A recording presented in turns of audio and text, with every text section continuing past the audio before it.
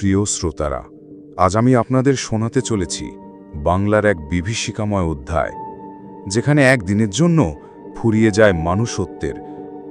আর সেই মৃত্যুর নদীর মাঝখানে দাঁড়িয়ে একজন যুবক দেখিয়ে দিয়েছিলেন কিভাবে একজন মানুষ একাই হয়ে উঠতে পারেন হাজার জনতার আশ্রয়।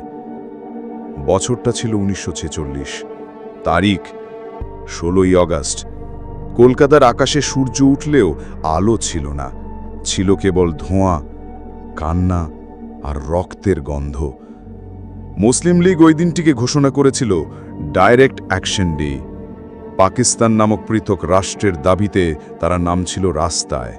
তারা বলেছিল এই আন্দোলন হবে অহিংস, কিন্তু ইতিহাস জানে সেদিন শহরের রাস্তায় নেমেছিল খুনের মিছিল। কলকাতা পরিণত হয়েছিল মৃত্যুকূপে। পাড়ার পর পাড়া লুট হয়ে যাচ্ছিল, অগ্নিসংযোগে পুড়ে যাচ্ছিল ঘর বাড়ি আর নারী দেহ। তারা যেন কেবল রক্তমাংসের বস্তু, সম্ভ্রম নয়, লাঞ্ছনার সামগ্রী। মানুষ মরছিল শুধু তাদের ধর্মের পরিচয়ে। হিন্দু না মুসলমান এই প্রশ্নেই ঠিক হচ্ছিল কে বাঁচবে, কে মরবে। রাস্তার ধারে পড়ে থাকা মৃতদেহ, জ্বলন্ত ঘরের ভেতর থেকে ভেসে আসা শিশুদের কান্না।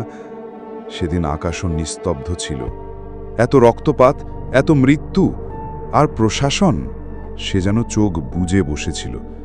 তৎকালীন মুখ্যমন্ত্রী স্যার সোহরাওয়ার্দী নিজে মুসলিম লীগের মানুষ ছিলেন।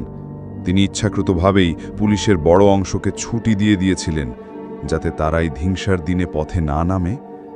হ্যাঁ, একটি স্বাধীন দেশের জন্মের লড়াই নয়, এই ছিল এক নির্মম গণহত্যার ছক।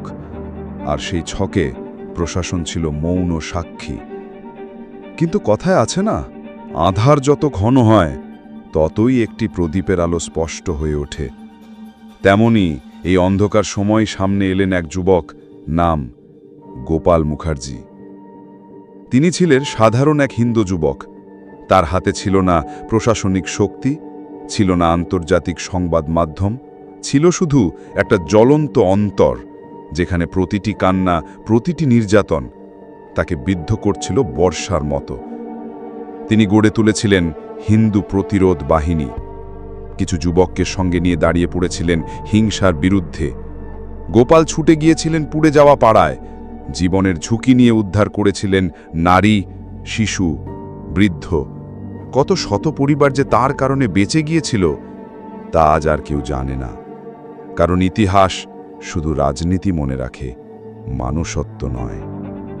একদিন তার নিজের পাড়ায় আগুন লাগার খবর পেয়ে তিনি একাই ঢুকে পড়েছিলেন অস্ত্রধারীদের মাঝে।